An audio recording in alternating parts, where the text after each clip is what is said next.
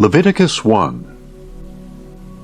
Then the Lord called to Moses and spoke to him from the tent of meeting, saying, Speak to the Israelites, and tell them, When any of you brings an offering to the Lord, you may bring as your offering an animal from the herd or the flock.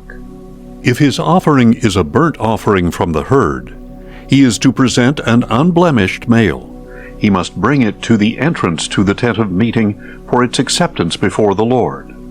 He is to lay his hand on the head of the burnt offering, so it can be accepted on his behalf to make atonement for him. And he shall slaughter the young bull before the Lord. And Aaron's sons, the priests, are to present the blood and splatter it on all sides of the altar at the entrance to the tent of meeting. Next he is to skin the burnt offering and cut it into pieces. The sons of Aaron the priest shall put a fire on the altar and arrange wood on the fire. Then Aaron's sons the priests are to arrange the pieces, including the head and the fat, atop the burning wood on the altar. The entrails and legs must be washed with water, and the priest shall burn all of it on the altar as a burnt offering, a food offering, a pleasing aroma to the Lord. If, however, one's offering is a burnt offering from the flock, from the sheep or goats, he is to present an unblemished male. He shall slaughter it on the north side of the altar before the Lord. And Aaron's sons, the priests, are to splatter its blood against the altar on all sides. He is to cut the animal into pieces, and the priest shall arrange them, including the head and fat, atop the burning wood that is on the altar. The entrails and legs must be washed with water, and the priest shall present all of it and burn it on the altar. It is a burnt offering, a food offering, a pleasing aroma to the Lord. If instead one's offering to the Lord is a burnt offering of birds, he is to present a turtle dove or a young pigeon. Then the priest shall bring it to the altar, twist off its head and burn it on the altar. Its blood should be drained out on the side of the altar. And he is to remove the crop with its contents and throw it to the east side of the altar in the place for ashes. He shall tear it open by its wings without dividing the bird completely. And the priest is to burn it on the altar atop the burning wood. It is a burnt offering, a food offering, a pleasing aroma to the Lord. Leviticus 2. When anyone brings a grain offering to the Lord, his offering must consist of fine flour. He is to pour olive oil on it, put frankincense on it, and bring it to Aaron's sons, the priests. The priest shall take a handful of the flour and oil, together with all the frankincense, and burn this as a memorial portion on the altar, a food offering, a pleasing aroma to the Lord. The remainder of the grain offering shall belong to Aaron and his sons. It is a most holy part of the food offerings to the Lord. Now if you bring an offering of grain baked in an oven, it must consist of fine flour, either unleavened cakes mixed with oil or unleavened wafers coated with oil. If your offering is a grain offering prepared on a griddle, it must be unleavened bread made of fine flour mixed with oil. Crumble it and pour oil on it. It is a grain offering. If your offering is a grain offering cooked in a pan, it must consist of fine flour with oil. When you bring to the Lord the grain offering made in any of these ways, it is to be presented to the priest, and he shall take it to the altar. The priest is to remove the memorial portion from the grain offering and burn it on the altar as a food offering, a pleasing aroma to the Lord. But the remainder of the grain offering shall belong to Aaron and his sons. It is a most holy part of the food offerings to the Lord. No grain offering that you present to the Lord may be made with leaven, for you are not to burn any leaven or honey as a food offering to the Lord. You may bring them to the Lord as an offering of first fruits, but they must not go up on the altar as a pleasing aroma. And you shall season each of your grain offerings with salt. You must not leave the salt of the covenant of your God out of your grain offering. You are to add salt to each of your offerings. If you bring a grain offering of first fruits to the Lord, you shall offer crushed heads of new grain roasted on the fire.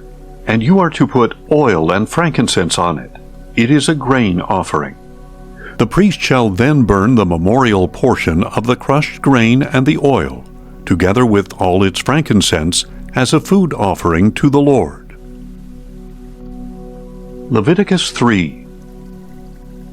If one's offering is a peace offering, and he offers an animal from the herd, whether male or female, he must present it without blemish before the Lord. He is to lay his hand on the head of the offering, and slaughter it at the entrance to the tent of meeting. Then Aaron's sons, the priests, shall splatter the blood on all sides of the altar. From the peace offering he is to bring a food offering to the Lord, the fat that covers the entrails, all the fat that is on them, both kidneys with the fat on them near the loins, and the lobe of the liver, which he is to remove with the kidneys. Then Aaron's sons are to burn it on the altar atop the burnt offering that is on the burning wood, as a food offering, a pleasing aroma to the Lord. If, however, one's peace offering to the Lord is from the flock, he must present a male or female without blemish. If he is presenting a lamb for his offering, he must present it before the Lord. He is to lay his hand on the head of his offering and slaughter it in front of the tent of meeting. Then Aaron's sons shall splatter its blood on all sides of the altar. And from the peace offering he shall bring a food offering to the Lord, consisting of its fat, the entire fat tail cut off close to the backbone, the fat that covers the entrails, all the fat that is on them, both kidneys with the fat on them near the loins, and the lobe of the liver, which he is to remove with the kidneys. Then the priest is to burn them on the altar as food, a food offering to the Lord. If one's offering is a goat, he is to present it before the Lord. He must lay his hand on its head and slaughter it in front of the tent of meeting. Then Aaron's sons shall splatter its blood on all sides of the altar. And from his offering he shall present a food offering to the Lord, the fat that covers the entrails, all the fat that is on them, both kidneys with the fat on them near the loins, and the lobe of the liver, which he is to remove with the kidneys. Then the priest is to burn the food on the altar as a food offering, a pleasing aroma. All the fat is the Lord's. This is a permanent statute for the generations to come, wherever you live. You must not eat any fat or any blood. Leviticus 4. Then the Lord said to Moses, "Tell the Israelites to do as follows with one who sins unintentionally against any of the Lord's commandments and does what is forbidden by them. If the anointed priest sins, bringing guilt on the people, he must bring to the Lord a young bull without blemish as a sin offering for the sin he has committed. He must bring the bull to the entrance to the tent of meeting before the Lord, lay his hand on the bull's head, and slaughter it before the Lord. Then the anointed priest shall take some of the bull's blood and bring it into the tent of meeting. The priest is to dip his finger in the blood and sprinkle some of it 7 times before the Lord in front of the veil of the sanctuary. The priest must then put some of the blood on the horns of the altar of fragrant incense that is before the Lord in the tent of meeting. And he is to pour out the rest of the bull's blood at the base of the altar of burnt offering, at the entrance to the tent of meeting. Then he shall remove all the fat from the bull of the sin offering, the fat that covers the entrails, all the fat that is on them, both kidneys with the fat on them near the loins, and the lobe of the liver, which he is to remove with the kidneys, just as the fat is removed from the ox of the peace offering. Then the priest shall burn them on the altar of burnt offering. But the hide of the bull and all its flesh, with its head and legs and its entrails and dung, all the rest of the bull, he must take outside the camp to a ceremonially clean place, where the ashes are poured out, and there he must burn it on a wood fire on the ash heap.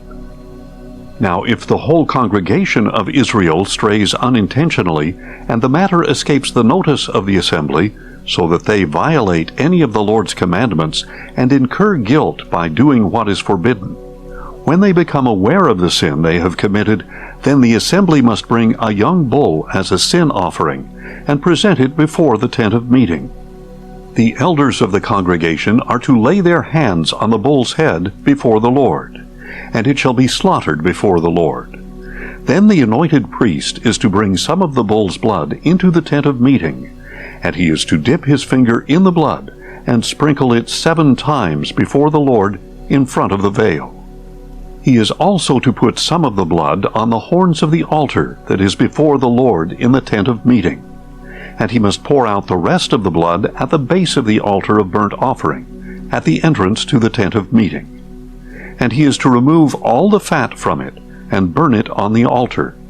He shall offer this bull just as he did the bull for the sin offering. In this way the priest will make atonement on their behalf, and they will be forgiven.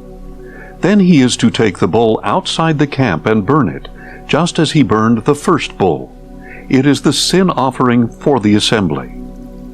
When a leader sins unintentionally and does what is prohibited by any of the commandments of the Lord his God, he incurs guilt. When he becomes aware of the sin he has committed, he must bring an unblemished male goat as his offering. He is to lay his hand on the head of the goat and slaughter it at the place where the burnt offering is slaughtered before the Lord. It is a sin offering. Then the priest is to take some of the blood of the sin offering with his finger, put it on the horns of the altar of burnt offering, and pour out the rest of the blood at the base of the altar.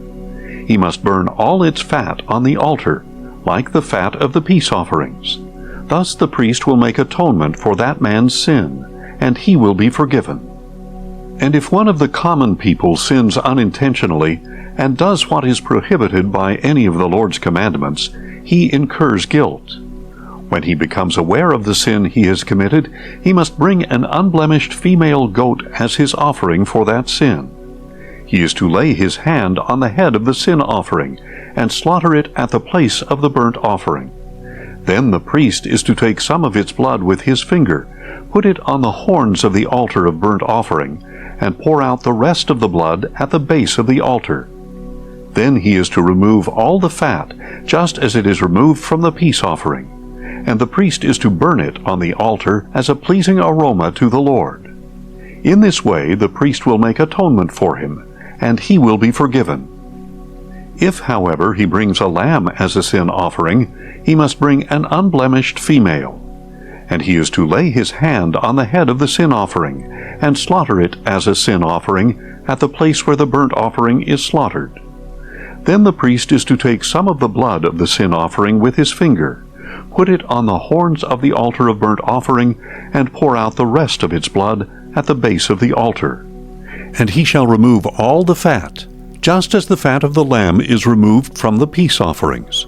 And he shall burn it on the altar along with the food offerings to the Lord. In this way the priest will make atonement for him for the sin he has committed, and he will be forgiven. Leviticus 5. If someone sins by failing to testify when he hears a public charge about something he has witnessed, whether he has seen it or learned of it, he shall bear the iniquity. Or if a person touches anything unclean, whether the carcass of any unclean wild animal or livestock or crawling creature, even if he is unaware of it, he is unclean and guilty. Or if he touches human uncleanness, anything by which one becomes unclean, even if he is unaware of it, when he realizes it, he is guilty. Or if someone swears thoughtlessly with his lips to do anything, good or evil, in whatever matter a man may rashly pronounce an oath, even if he is unaware of it, when he realizes it, he is guilty in the matter. If someone incurs guilt in one of these ways, he must confess the sin he has committed, and he must bring his guilt offering to the Lord for the sin he has committed, a female lamb or goat from the flock as a sin offering, and the priest will make atonement for him concerning his sin. If, however, he cannot afford a lamb, he may bring to the Lord as restitution for his sin 2 turtle doves or 2 young pigeons, one as a sin offering and the other as a burnt offering. He is to bring them to the priest, who shall first present the one for the sin offering. He is to twist its head at the front of its neck without severing it. Then he is to sprinkle some of the blood of the sin offering on the side of the altar, while the rest of the blood is drained out at the base of the altar. It is a sin offering. And the priest must prepare the second bird as a burnt offering according to the ordinance. In this way, the priest will make atonement for him for the sin he has committed, and he will be forgiven. But if he cannot afford 2 turtle doves or 2 young pigeons, he may bring 1/10 of an ephah of fine flour as a sin offering. He must not put olive oil or frankincense on it, because it is a sin offering. He is to bring it to the priest, who shall take a handful from it as a memorial portion and burn it on the altar atop the food offerings to the Lord. It is a sin offering. In this way the priest will make atonement for him for any of these sins he has committed, and he will be forgiven. The remainder will belong to the priest, like the grain offering. Then the Lord said to Moses, "If someone acts unfaithfully and sins unintentionally against any of the Lord's holy things, he must bring his guilt offering to the Lord, an unblemished ram from the flock, of proper value in silver shekels according to the sanctuary shekel. It is a guilt offering. Regarding any holy thing he has harmed, he must make restitution by adding 1/5 of its value to it and giving it to the priest, who will make atonement on his behalf with the ram as a guilt offering, and he will be forgiven. If someone sins and violates any of the Lord's commandments, even though he was unaware, he is guilty and shall bear his punishment. He is to bring to the priest an unblemished ram of proper value from the flock as a guilt offering. Then the priest will make atonement on his behalf for the wrong he has committed in ignorance, and he will be forgiven. It is a guilt offering. He was certainly guilty before the Lord." Leviticus 6.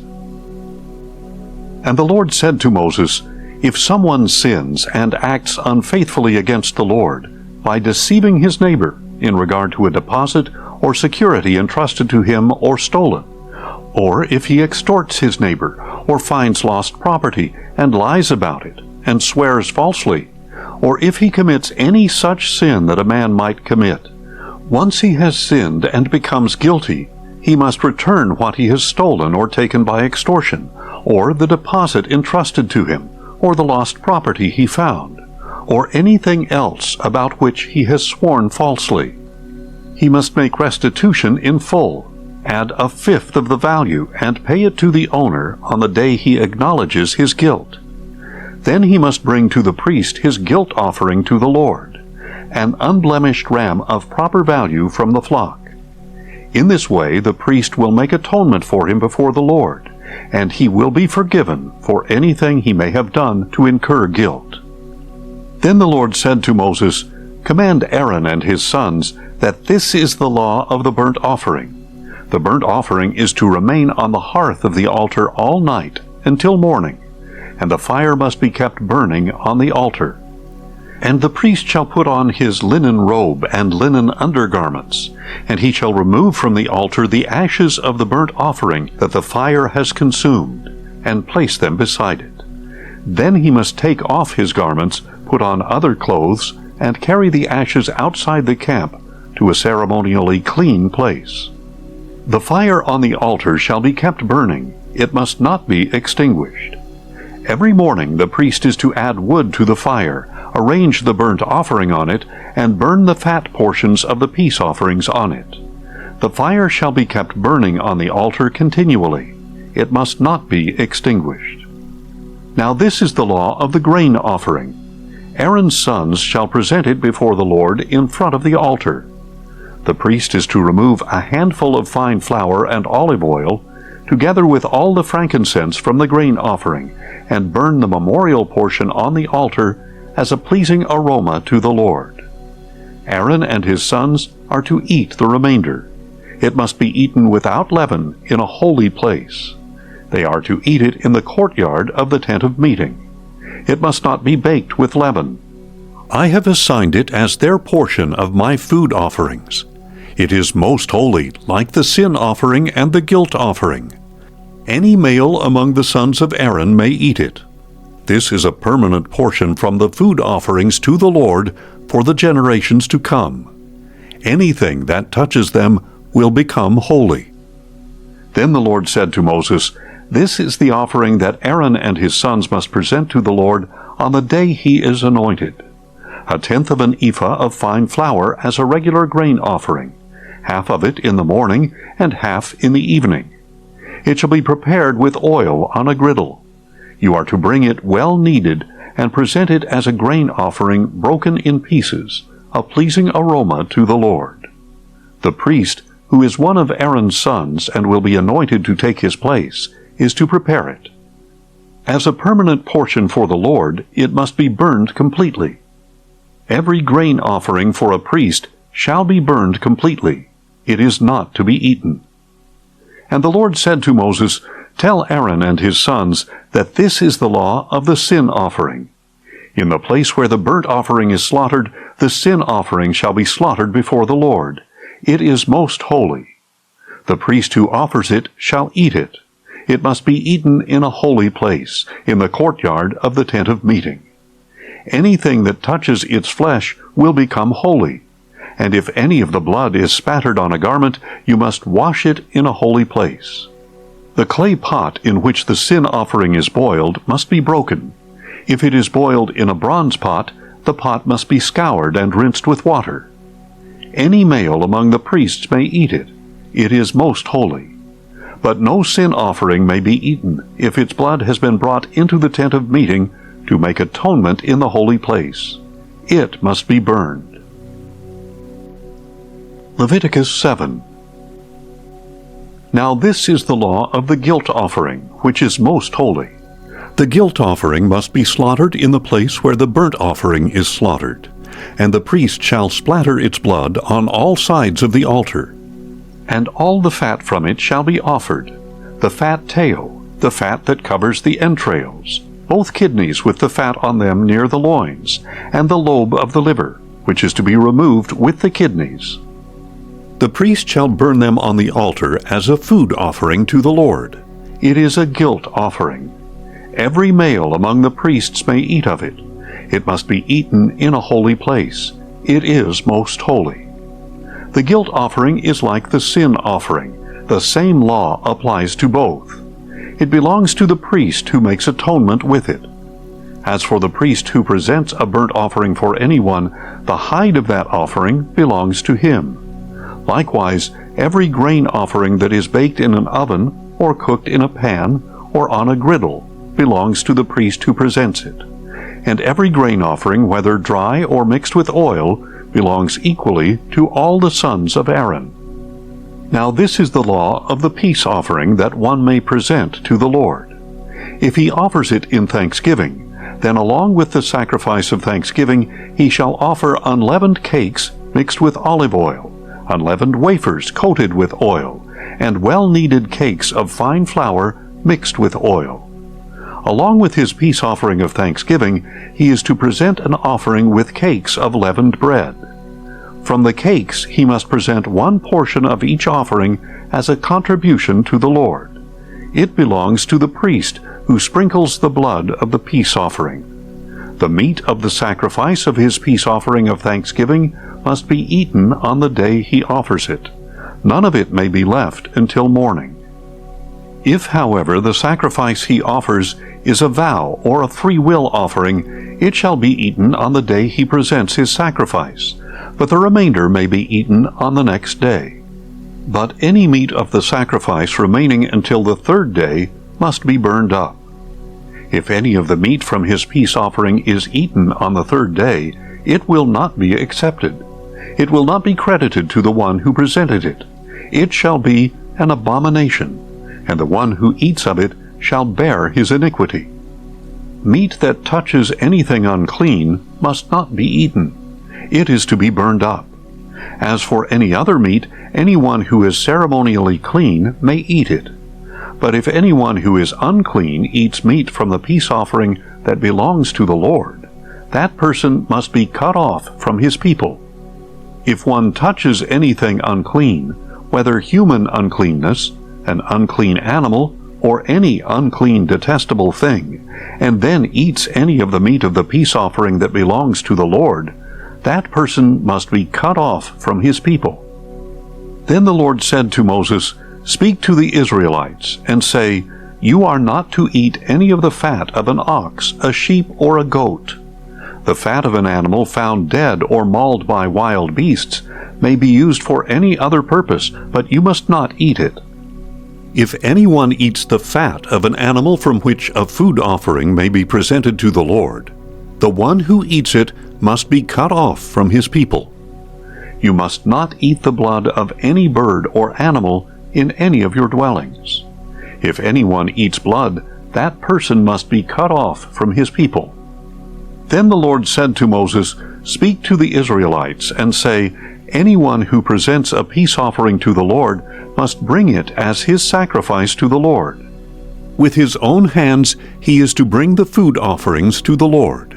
He shall bring the fat together with the breast, and wave the breast as a wave offering before the Lord. The priest is to burn the fat on the altar, but the breast belongs to Aaron and his sons. And you are to give the right thigh to the priest as a contribution from your peace offering. The son of Aaron who presents the blood and fat of the peace offering shall have the right thigh as a portion. I have taken from the sons of Israel the breast of the wave offering, and the thigh of the contribution of their peace offerings, and I have given them to Aaron the priest and his sons as a permanent portion from the sons of Israel. This is the portion of the food offerings to the Lord for Aaron and his sons since the day they were presented to serve the Lord as priests. On the day they were anointed, the Lord commanded that this be given them by the sons of Israel. It is a permanent portion for the generations to come. This is the law of the burnt offering, the grain offering, the sin offering, the guilt offering, the ordination offering, and the peace offering, which the Lord gave Moses on Mount Sinai, on the day he commanded the Israelites to present their offerings to the Lord in the wilderness of Sinai. Leviticus 8. Then the Lord said to Moses, "Take Aaron and his sons, their garments, the anointing oil, the bowl of the sin offering, the 2 rams, and the basket of unleavened bread, and assemble the whole congregation at the entrance to the tent of meeting." So Moses did as the Lord had commanded him, and the assembly gathered at the entrance to the tent of meeting. And Moses said to them, "This is what the Lord has commanded to be done." Then Moses presented Aaron and his sons and washed them with water. He put the tunic on Aaron, tied the sash around him, clothed him with the robe, and put the ephod on him. He tied the woven band of the ephod around him and fastened it to him. Then he put the breastpiece on him and placed the Urim and Thummim in the breastpiece. Moses also put the turban on Aaron's head and set the gold plate, the holy diadem, on the front of the turban, as the Lord had commanded him. Next Moses took the anointing oil and anointed the tabernacle and everything in it, and so he consecrated them. He sprinkled some of the oil on the altar 7 times, anointing the altar and all its utensils, and the basin with its stand, to consecrate them. He also poured some of the anointing oil on Aaron's head, and anointed him to consecrate him. Then Moses presented Aaron's sons, put tunics on them, wrapped sashes around them, and tied headbands on them, just as the Lord had commanded him. Moses then brought the bull near for the sin offering, and Aaron and his sons laid their hands on its head. Moses slaughtered the bull, took some of the blood, and applied it with his finger to all 4 horns of the altar, purifying the altar. He poured out the rest of the blood at the base of the altar, and consecrated it so that atonement could be made on it. Moses also took all the fat that was on the entrails, the lobe of the liver, and both kidneys and their fat, and burned it all on the altar. But the bull with its hide, flesh, and dung he burned outside the camp, as the Lord had commanded him. Then Moses presented the ram for the burnt offering, and Aaron and his sons laid their hands on its head. Moses slaughtered the ram and splattered the blood on all sides of the altar. He cut the ram into pieces and burned the head, the pieces, and the fat. He washed the entrails and legs with water, and burned the entire ram on the altar as a burnt offering, a pleasing aroma, a food offering to the Lord, just as the Lord had commanded Moses. After that, Moses presented the other ram, the ram of ordination, and Aaron and his sons laid their hands on its head. Moses slaughtered the ram, and took some of its blood and put it on Aaron's right earlobe, on the thumb of his right hand, and on the big toe of his right foot. Moses also presented Aaron's sons, and put some of the blood on their right earlobes, on the thumbs of their right hands, and on the big toes of their right feet. Then he splattered the blood on all sides of the altar. And Moses took the fat tail, all the fat that was on the entrails, the lobe of the liver, and both kidneys with their fat, as well as the right thigh. And from the basket of unleavened bread that was before the Lord, he took 1 cake of unleavened bread, 1 cake of bread made with oil, and 1 wafer, and he placed them on the fat portions and on the right thigh. He put all these in the hands of Aaron and his sons, and waved them before the Lord as a wave offering. Then Moses took these from their hands, and burned them on the altar with the burnt offering. This was an ordination offering, a pleasing aroma, a food offering to the Lord. He also took the breast, Moses' portion of the ram of ordination, and waved it before the Lord as a wave offering, as the Lord had commanded him. Next Moses took some of the anointing oil and some of the blood that was on the altar, and sprinkled them on Aaron and his garments, and on his sons and their garments. So he consecrated Aaron and his garments, as well as Aaron's sons and their garments. And Moses said to Aaron and his sons, "Boil the meat at the entrance to the tent of meeting, and eat it there with the bread that is in the basket of ordination offerings, as I commanded, saying, Aaron and his sons are to eat it. Then you must burn up the remainder of the meat and bread. You must not go outside the entrance to the tent of meeting for 7 days, until the days of your ordination are complete, for it will take 7 days to ordain you. What has been done today has been commanded by the Lord, in order to make atonement on your behalf. You must remain at the entrance to the tent of meeting day and night for 7 days, and keep the Lord's charge, so that you will not die. For this is what I have been commanded." So Aaron and his sons did everything the Lord had commanded through Moses. Leviticus 9. On the 8th day Moses summoned Aaron and his sons and the elders of Israel. He said to Aaron, "Take for yourself a young bull for a sin offering, and a ram for a burnt offering, both without blemish, and present them before the Lord. Then speak to the Israelites and say, Take a male goat for a sin offering, a calf and a lamb, both a year old and without blemish, for a burnt offering, an ox and a ram for a peace offering, to sacrifice before the Lord, and a grain offering mixed with oil. For today the Lord will appear to you." So they took what Moses had commanded to the front of the tent of meeting, and the whole congregation drew near and stood before the Lord. And Moses said, "This is what the Lord has commanded you to do, so that the glory of the Lord may appear to you." Then Moses said to Aaron, "Approach the altar and sacrifice your sin offering and your burnt offering, to make atonement for yourself and for the people. And sacrifice the people's offering to make atonement for them, as the Lord has commanded." So Aaron approached the altar and slaughtered the calf as a sin offering for himself. The sons of Aaron brought the blood to him, and he dipped his finger in the blood and applied it to the horns of the altar. And he poured out the rest of the blood at the base of the altar. On the altar he burned the fat, the kidneys, and the lobe of the liver from the sin offering, as the Lord had commanded Moses. But he burned up the flesh and the hide outside the camp. Then Aaron slaughtered the burnt offering. His sons brought him the blood, and he splattered it on all sides of the altar. They brought him the burnt offering piece by piece, including the head, and he burned them on the altar. He washed the entrails and the legs, and burned them atop the burnt offering on the altar. Aaron then presented the people's offering.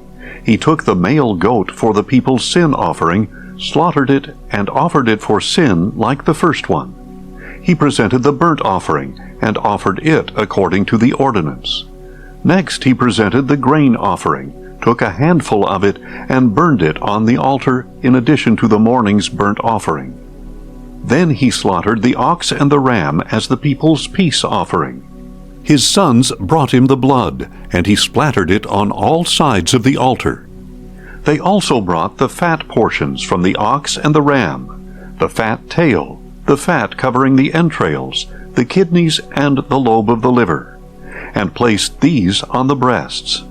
Aaron burned the fat portions on the altar, but he waved the breasts and the right thigh as a wave offering before the Lord, as Moses had commanded. Aaron lifted up his hands toward the people and blessed them. And having made the sin offering, the burnt offering, and the peace offering, he stepped down. Moses and Aaron then entered the tent of meeting. When they came out, they blessed the people, and the glory of the Lord appeared to all the people. Fire came out from the presence of the Lord and consumed the burnt offering and the fat portions on the altar. And when all the people saw it, they shouted for joy and fell face down. Leviticus 10. Now Aaron's sons, Nadab and Abihu, took their censers, put fire in them, and added incense, and offered unauthorized fire before the Lord, contrary to his command. So fire came out from the presence of the Lord and consumed them, and they died in the presence of the Lord. Then Moses said to Aaron, "This is what the Lord meant when he said, 'To those who come near me I will show my holiness, and in the sight of all the people I will reveal my glory.'" But Aaron remained silent. Moses summoned Mishael and Elzaphan, sons of Aaron's uncle Uzziel, and said to them, "Come here, carry the bodies of your cousins outside the camp, away from the front of the sanctuary." So they came forward and carried them still in their tunics outside the camp, as Moses had directed.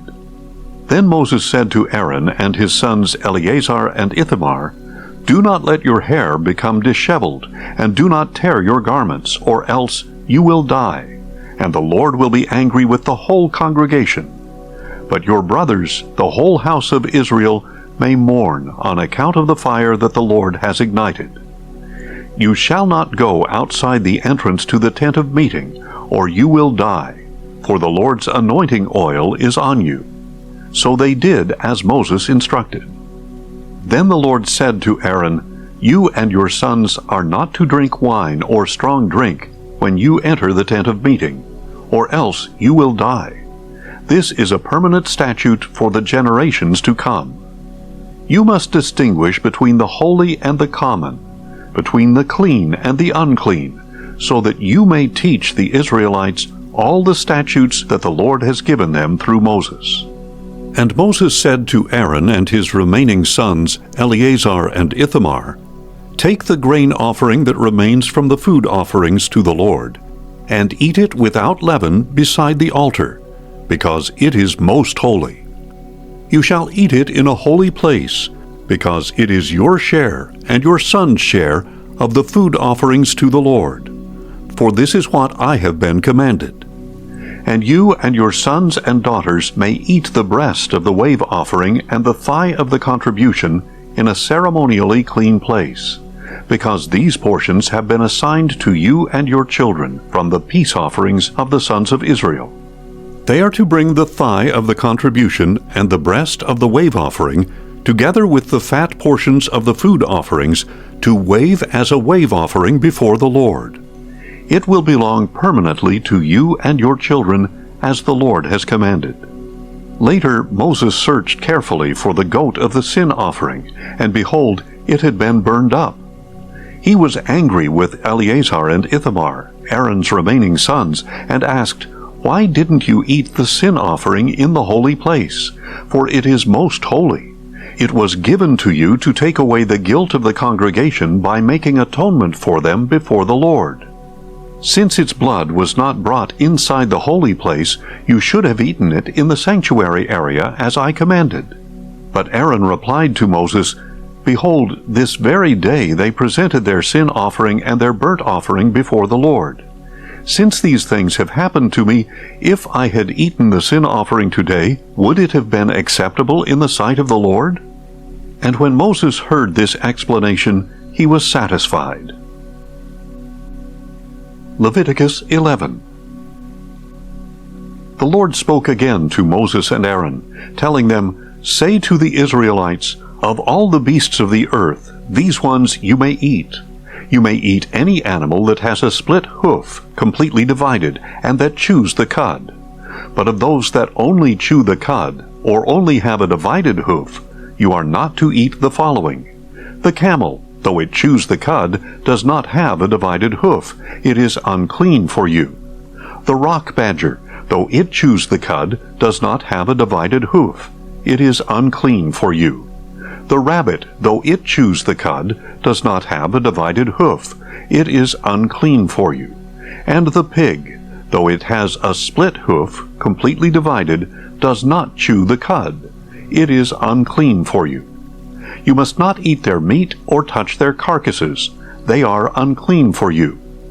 Of all the creatures that live in the water, whether in the seas or in the streams, you may eat anything with fins and scales. But the following among all the teeming life and creatures in the water are detestable to you: everything in the seas or streams that does not have fins and scales. They shall be an abomination to you. You must not eat their meat, and you must detest their carcasses. Everything in the water that does not have fins and scales shall be detestable to you. Additionally, you are to detest the following birds, and they must not be eaten because they are detestable: the eagle, the bearded vulture, the black vulture, the kite, any kind of falcon, any kind of raven, the ostrich, the screech owl, the gull, any kind of hawk, the little owl, the cormorant, the great owl, the white owl, the desert owl, the osprey, the stork, any kind of heron, the hoopoe, and the bat. All flying insects that walk on all fours are detestable to you. However, you may eat the following kinds of flying insects that walk on all fours: those having jointed legs above their feet for hopping on the ground. Of these you may eat any kind of locust, katydid, cricket, or grasshopper. All other flying insects that have 4 legs are detestable to you. These creatures will make you unclean. Whoever touches their carcasses will be unclean until evening, and whoever picks up one of their carcasses must wash his clothes, and he will be unclean until evening. Every animal with hooves not completely divided, or that does not chew the cud, is unclean for you. Whoever touches any of them will be unclean. All the 4-footed animals that walk on their paws are unclean for you. Whoever touches their carcasses will be unclean until evening, and anyone who picks up a carcass must wash his clothes, and he will be unclean until evening. They are unclean for you.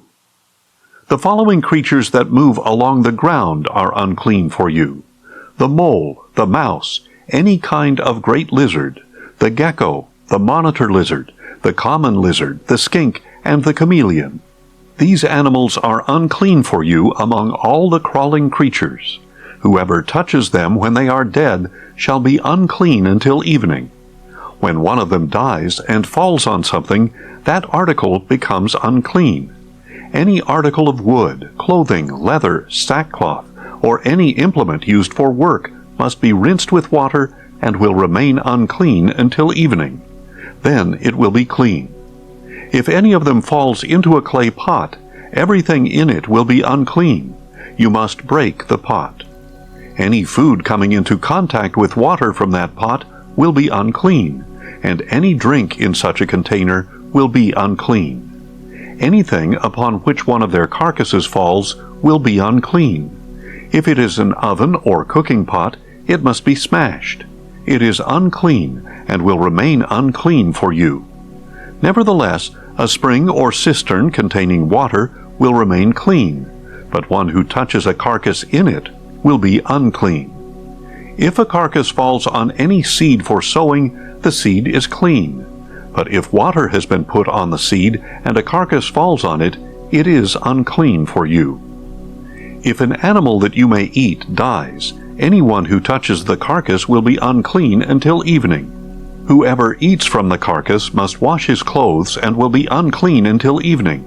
And anyone who picks up the carcass must wash his clothes and will be unclean until evening. Every creature that moves along the ground is detestable. It must not be eaten. Do not eat any creature that moves along the ground, whether it crawls on its belly or walks on 4 or more feet, for such creatures are detestable. Do not defile yourselves by any crawling creature. Do not become unclean or defiled by them. For I am the Lord your God. Consecrate yourselves therefore, and be holy, because I am holy. You must not defile yourselves by any creature that crawls along the ground. For I am the Lord who brought you up out of the land of Egypt, so that I would be your God. Therefore be holy, because I am holy. This is the law regarding animals, birds, all living creatures that move in the water, and all creatures that crawl along the ground. You must distinguish between the unclean and the clean, between animals that may be eaten and those that may not. Leviticus 12. Then the Lord said to Moses, "Say to the Israelites, a woman who becomes pregnant and gives birth to a son will be unclean for 7 days, as she is during the days of her menstruation. And on the 8th day the flesh of the boy's foreskin is to be circumcised. The woman shall continue in purification from her bleeding for 33 days. She must not touch anything sacred or go into the sanctuary until the days of her purification are complete. If, however, she gives birth to a daughter, the woman will be unclean for 2 weeks, as she is during her menstruation. Then she must continue in purification from her bleeding for 66 days.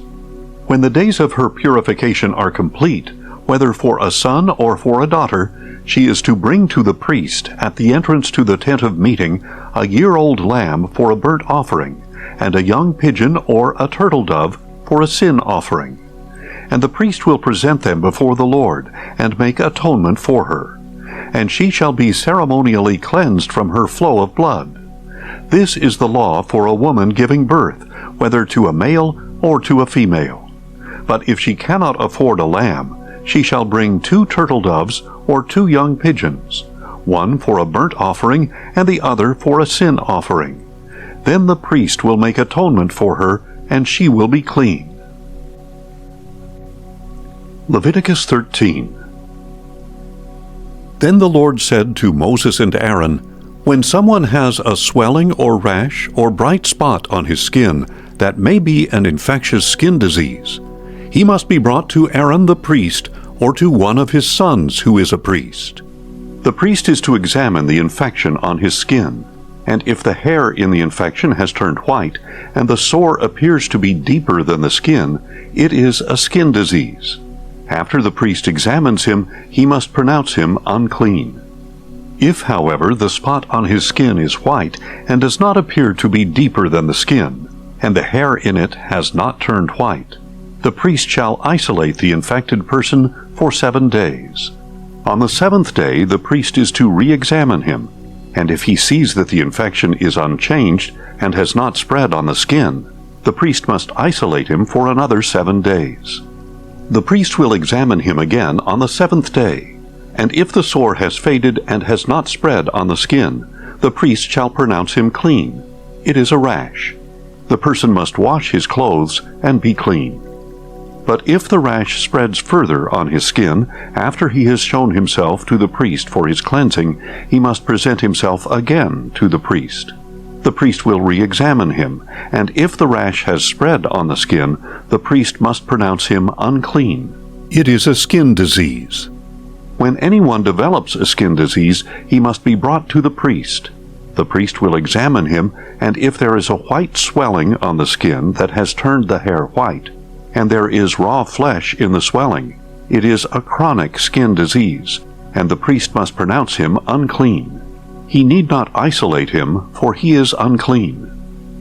But if the skin disease breaks out all over his skin, so that it covers all the skin of the infected person from head to foot, as far as the priest can see, the priest shall examine him, and if the disease has covered his entire body, he is to pronounce the infected person clean.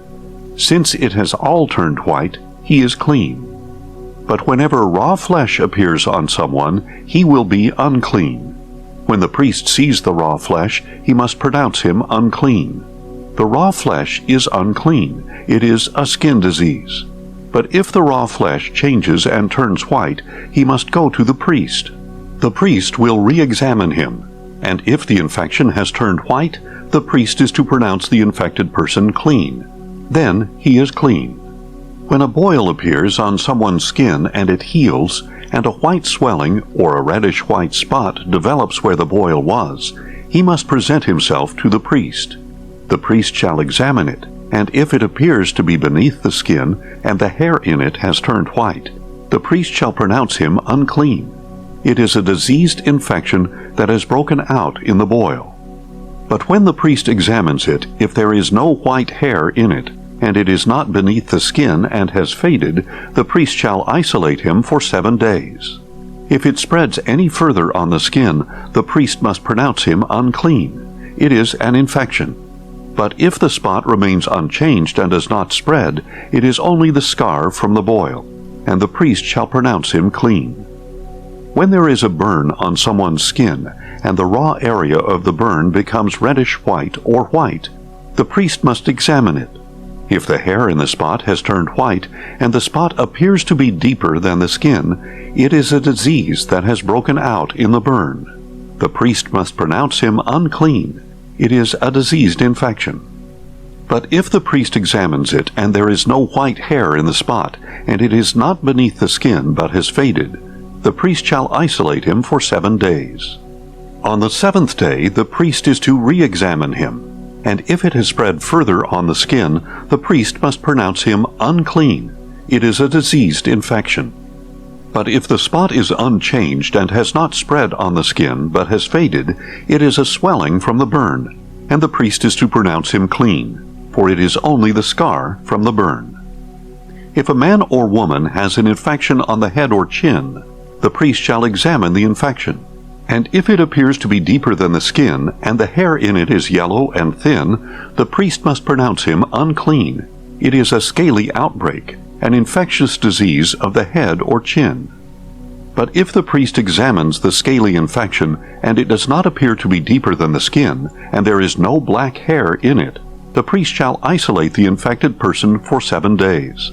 On the 7th day the priest is to re-examine the infection. And if the scaly outbreak has not spread, and there is no yellow hair in it, and it does not appear to be deeper than the skin, then the person must shave himself except for the scaly area. Then the priest shall isolate him for another 7 days. On the 7th day the priest shall examine the scaly outbreak, and if it is not spread on the skin, and does not appear to be deeper than the skin, the priest is to pronounce him clean. He must wash his clothes, and he will be clean. If, however, the scaly outbreak spreads further on the skin after his cleansing, the priest is to examine him.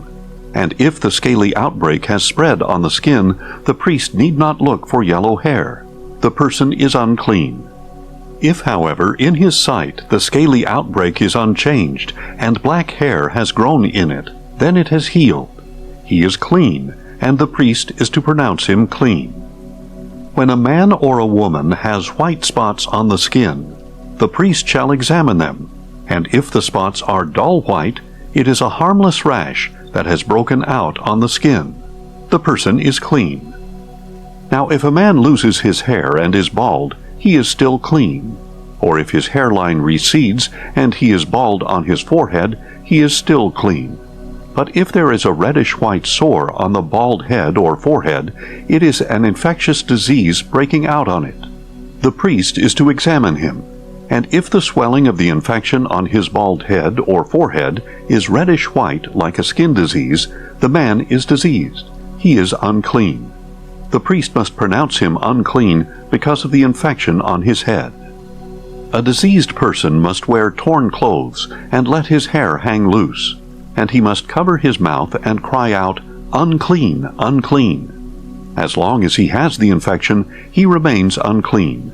He must live alone in a place outside the camp. If any fabric is contaminated with mildew, any wool or linen garment, any weave or knit of linen or wool, or any article of leather, and if the mark in the fabric, leather, weave, knit, or leather article is green or red, then it is contaminated with mildew, and must be shown to the priest. And the priest is to examine the mildew and isolate the contaminated fabric for 7 days. On the 7th day the priest shall re-examine it, and if the mildew has spread in the fabric, weave, knit, or leather, then regardless of how it is used, it is a harmful mildew. The article is unclean. He is to burn the fabric, weave, or knit, whether the contaminated item is wool or linen or leather. Since the mildew is harmful, the article must be burned up. But when the priest re-examines it, if the mildew has not spread in the fabric, weave, knit, or leather article, the priest is to order the contaminated article to be washed and isolated for another 7 days. After it has been washed, the priest is to re-examine it, and if the mildewed article has not changed in appearance, it is unclean. Even though the mildew has not spread, you must burn it, whether the rot is on the front or back. If the priest examines it and the mildew has faded after it has been washed, he must cut the contaminated section out of the fabric, leather, weave, or knit. But if it reappears in the fabric, weave, or knit, or on any leather article, it is spreading. You must burn the contaminated article. If the mildew disappears from the fabric, weave, or knit, or any leather article after washing, then it is to be washed again, and it will be clean. This is the law concerning a mildew contamination in wool or linen fabric, weave or knit, or any leather article, for pronouncing it clean or unclean. Leviticus 14. Then the Lord said to Moses, "This is the law for the one afflicted with a skin disease on the day of his cleansing, when he is brought to the priest. The priest is to go outside the camp to examine him, and if the skin disease of the afflicted person has healed, the priest shall order that 2 live clean birds, cedar wood, scarlet yarn, and hyssop be brought for the one to be cleansed. Then the priest shall command that one of the birds be slaughtered over fresh water in a clay pot, and he is to take the live bird, together with the cedar wood, scarlet yarn, and hyssop, and dip them into the blood of the bird that was slaughtered over the fresh water. 7 times he shall sprinkle the one to be cleansed of the skin disease. Then he shall pronounce him clean, and release the live bird into the open field. The one being cleansed must wash his clothes, shave off all his hair, and bathe with water. Then he will be ceremonially clean. Afterward he may enter the camp, but he must remain outside his tent for 7 days. On the 7th day he must shave off all his hair, his head, his beard, his eyebrows, and the rest of his hair. He must wash his clothes and bathe himself with water, and he will be clean. On the 8th day he is to bring 2 unblemished male lambs, an unblemished ewe lamb a year old, a grain offering of 3/10 of an ephah of fine flour mixed with olive oil, and 1 log of olive oil. The priest who performs the cleansing shall present the one to be cleansed, together with these offerings, before the Lord at the entrance to the tent of meeting. Then the priest is to take one of the male lambs and present it as a guilt offering, along with the log of olive oil, and he must wave them as a wave offering before the Lord. Then he is to slaughter the lamb in the sanctuary area where the sin offering and burnt offering are slaughtered. Like the sin offering, the guilt offering belongs to the priest. It is most holy. The priest is to take some of the blood from the guilt offering and put it on the right earlobe of the one to be cleansed, on the thumb of his right hand, and on the big toe of his right foot. Then the priest shall take some of the log of olive oil, pour it into his left palm, dip his right forefinger into the oil in his left palm, and sprinkle some of the oil with his finger 7 times before the Lord.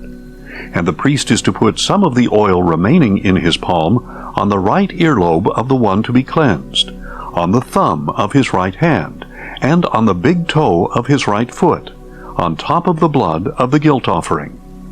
The rest of the oil in his palm the priest is to put on the head of the one to be cleansed, to make atonement for him before the Lord.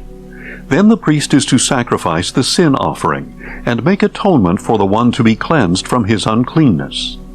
After that, the priest shall slaughter the burnt offering, and offer it on the altar with the grain offering, to make atonement for him, and he will be clean.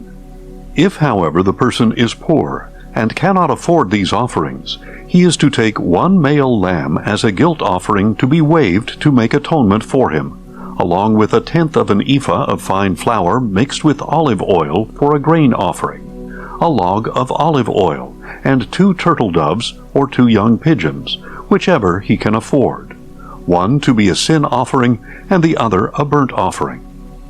On the 8th day he is to bring them for his cleansing to the priest at the entrance to the tent of meeting before the Lord. The priest shall take the lamb for the guilt offering along with the log of olive oil, and wave them as a wave offering before the Lord. And after he slaughters the lamb for the guilt offering, the priest is to take some of the blood of the guilt offering and put it on the right earlobe of the one to be cleansed, on the thumb of his right hand, and on the big toe of his right foot.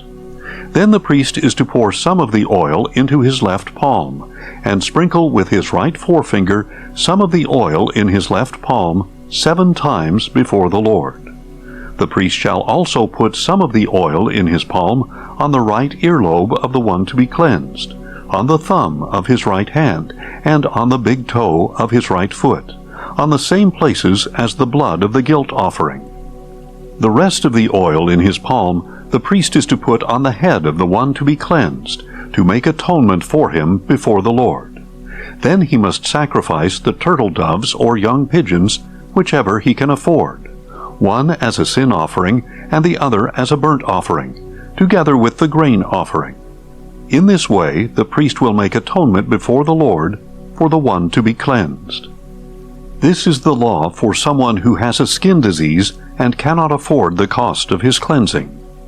Then the Lord said to Moses and Aaron, "When you enter the land of Canaan, which I am giving you as your possession, and I put a contamination of mildew into a house in that land, the owner of the house shall come and tell the priest, 'Something like mildew has appeared in my house.' The priest must order that the house be cleared before he enters it to examine the mildew, so that nothing in the house will become unclean. After this, the priest shall go in to inspect the house. He is to examine the house, and if the mildew on the walls consists of green or red depressions that appear to be beneath the surface of the wall, the priest shall go outside the doorway of the house and close it up for 7 days. On the 7th day the priest is to return and inspect the house. If the mildew has spread on the walls, he must order that the contaminated stones be pulled out and thrown into an unclean place outside the city. And he shall have the inside of the house scraped completely, and the plaster that is scraped off dumped into an unclean place outside the city. So different stones must be obtained to replace the contaminated ones, as well as additional mortar to replaster the house. If the mildew reappears in the house after the stones have been torn out and the house has been scraped and replastered, the priest must come and inspect it. If the mildew has spread in the house, it is a destructive mildew. The house is unclean. It must be torn down, with its stones, its timbers, and all its plaster, and taken outside the city to an unclean place. Anyone who enters the house during any of the days that it is closed up, will be unclean until evening. And anyone who sleeps in the house or eats in it must wash his clothes. If, however, the priest comes and inspects it, and the mildew has not spread after the house has been replastered, he shall pronounce the house clean, because the mildew is gone. He is to take 2 birds, cedar wood, scarlet yarn, and hyssop, to purify the house. And he shall slaughter one of the birds over fresh water in a clay pot. Then he shall take the cedar wood, the hyssop, the scarlet yarn, and the live bird, dip them in the blood of the slaughtered bird and the fresh water, and sprinkle the house 7 times. And he shall cleanse the house with the bird's blood, the fresh water, the live bird, the cedar wood, the hyssop, and the scarlet yarn. Finally, he is to release the live bird into the open fields outside the city. In this way he will make atonement for the house, and it will be clean. This is the law for any infectious skin disease, for a scaly outbreak, for mildew in clothing or in a house, and for a swelling, rash, or spot, to determine when something is clean or unclean. This is the law regarding skin diseases and mildew.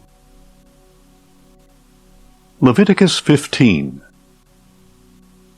And the Lord said to Moses and Aaron, Say to the Israelites, When any man has a bodily discharge, the discharge is unclean.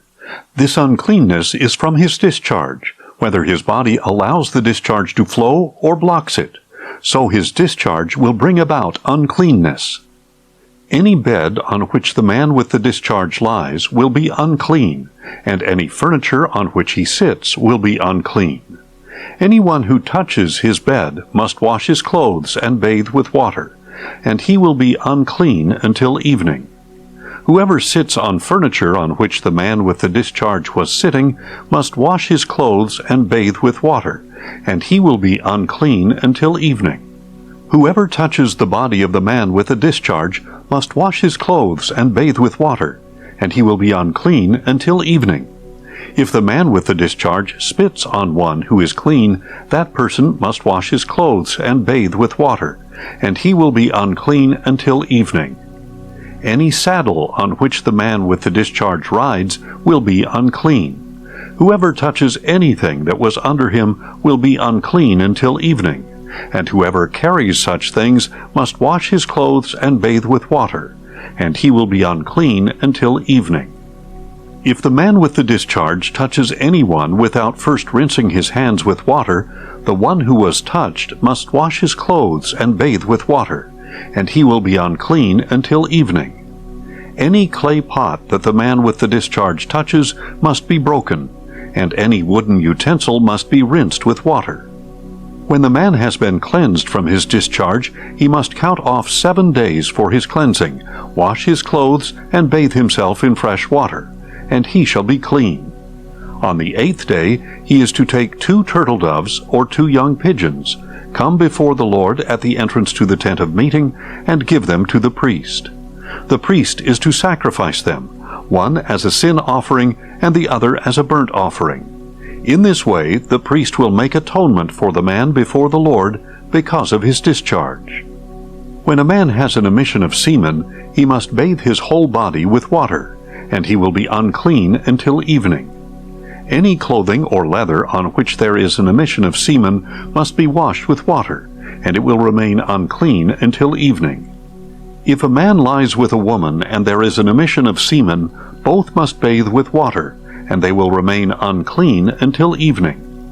When a woman has a discharge consisting of blood from her body, she will be unclean due to her menstruation for 7 days, and anyone who touches her will be unclean until evening. Anything on which she lies or sits during her menstruation will be unclean, and anyone who touches her bed must wash his clothes and bathe with water, and he will be unclean until evening. Whoever touches any furniture on which she was sitting must wash his clothes and bathe with water, and he will be unclean until evening. And whether it is a bed or furniture on which she was sitting, whoever touches it will be unclean until evening. If a man lies with her and her menstrual flow touches him, he will be unclean for 7 days, and any bed on which he lies will become unclean. When a woman has a discharge of her blood for many days at a time other than her menstrual period, or if it continues beyond her period, she will be unclean all the days of her unclean discharge, just as she is during the days of her menstruation. Any bed on which she lies, or any furniture on which she sits during the days of her discharge, will be unclean, like her bed during her menstrual period. Anyone who touches these things will be unclean. He must wash his clothes and bathe with water, and he will be unclean until evening. When a woman is cleansed of her discharge, she must count off 7 days, and after that she will be ceremonially clean. On the 8th day she is to take 2 turtle doves or 2 young pigeons, and bring them to the priest at the entrance to the tent of meeting. The priest is to sacrifice one as a sin offering, and the other as a burnt offering. In this way the priest will make atonement for her before the Lord for her unclean discharge. You must keep the children of Israel separate from their uncleanness, so that they do not die by defiling my tabernacle which is among them. This is the law of him who has a discharge, of the man who has an emission of semen whereby he is unclean, of a woman in her menstrual period, of any male or female who has a discharge, and of a man who lies with an unclean woman. Leviticus 16. Now the Lord spoke to Moses after the death of 2 of Aaron's sons, when they approached the presence of the Lord. And the Lord said to Moses, Tell your brother Aaron not to enter freely into the most holy place behind the veil in front of the mercy seat on the ark, or else he will die, because I appear in the cloud above the mercy seat. This is how Aaron is to enter the holy place, with a young bull for a sin offering and a ram for a burnt offering. He is to wear the sacred linen tunic with linen undergarments. He must tie a linen sash around him and put on the linen turban. These are holy garments, and he must bathe himself with water before he wears them. And he shall take from the congregation of Israel 2 male goats for a sin offering and 1 ram for a burnt offering. Aaron is to present the bull for his sin offering and make atonement for himself and his household.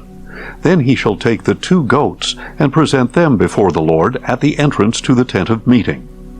After Aaron casts lots for the 2 goats, one for the Lord and the other for the scapegoat, he shall present the goat chosen by lot for the Lord and sacrifice it as a sin offering. But the goat chosen by lot as the scapegoat shall be presented alive before the Lord, to make atonement by sending it into the wilderness as the scapegoat.